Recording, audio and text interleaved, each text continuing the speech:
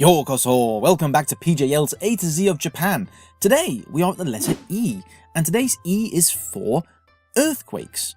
Now, earthquakes, jishin in Japanese, are a fact of life in Japan, and have been for as long as there's been a Japan. Now, you don't need me to tell you that, but what I can tell you is that unless you have been in an earthquake, the sensation is nothing like what you'd expect. But first, a quick summary. Japan is one of the most earthquake-prone countries in the world, if not the most.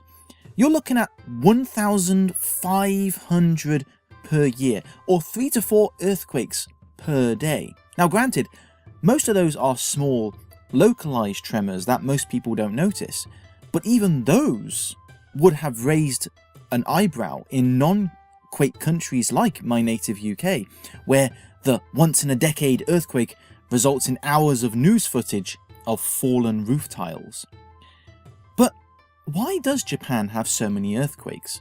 Well, it's thanks to those tectonic plates that you learned about and then promptly forgot in geography class. At the edges where the plates meet, they bash, smack, scrape, eat at each other, and generally cause a bit of a racket. But the plates aren't smooth. They're rough, they're jagged, and sometimes the bits snag against each other. But the plates, they still keep trying to move, so they're trying to budge, and the pressure builds up and up until eventually the snagged parts snap loose. And just like a room full of mousetraps, the effect triggers a mighty chain reaction deep under the earth, which ripples outwards and onto the surface.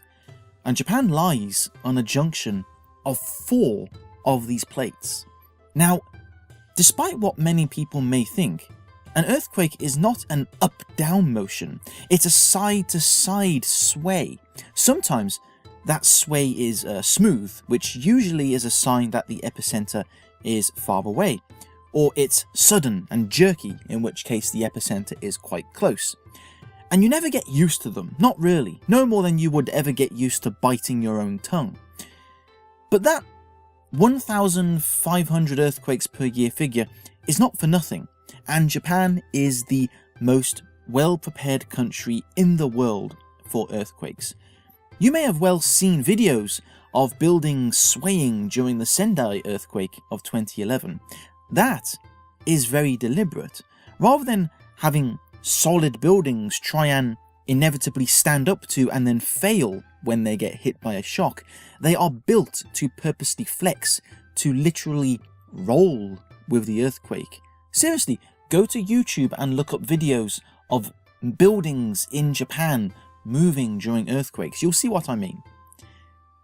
So it's fascinating really that Japan, with so many similarities to life in other countries, has just these extra little bits here and there that remind you that earthquakes are a part of the fabric here.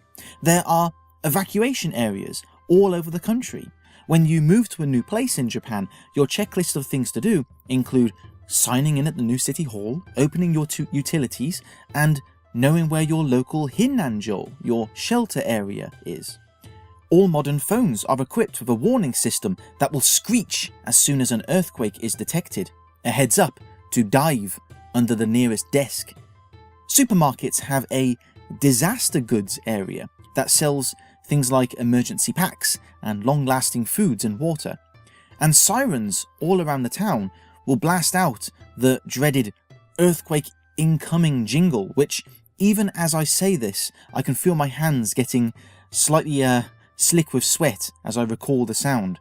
Again, you can look up that sound on YouTube. It sounds like quite a nice sound to be honest, but it's fear by association. Earthquakes don't happen all the time here, but the signs of them are always present, some of which can be entirely in your own head.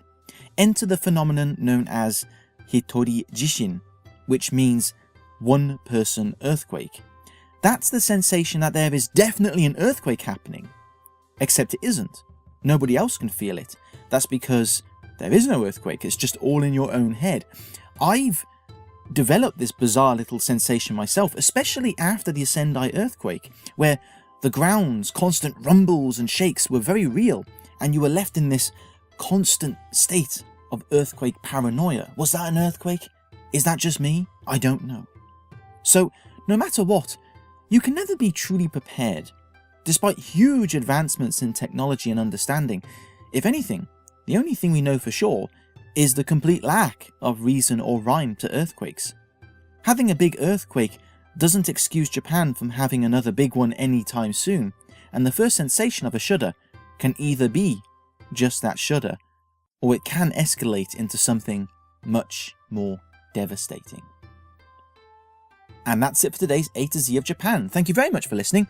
The written version of this is on my Let's Japan blog, the link of which is in the description below, along with links to all of my other blogs, social media, website, and also my Patreon if you wish to support my work.